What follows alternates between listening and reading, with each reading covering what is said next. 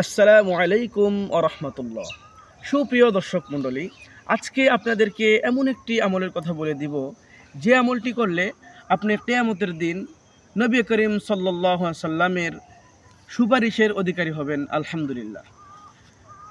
হযরত জাবির ইবনু আব্দুল্লাহ রাদিয়াল্লাহু তাআলা আনহু থেকে বর্ণিত, তিনি বলেন, নবী করিম সাল্লাল্লাহু আলাইহি সাল্লাম ইরশাদ করেছেন, যে ব্যক্তি আজান শুনে এই দোয়া পাঠ করে সে কিয়ামতের দিন আমার শাফায়াত লাভ করবে।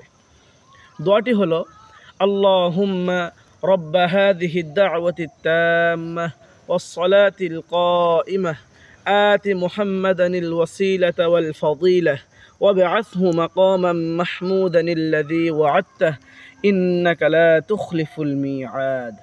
আল্লাহ তাআলা আমাদের সবাইকে এই দোয়ার উপর আমল করার তৌফিক দান করুক। সকলেই বলি আমিন। আসসালামু আলাইকুম ওয়া রাহমাতুল্লাহ।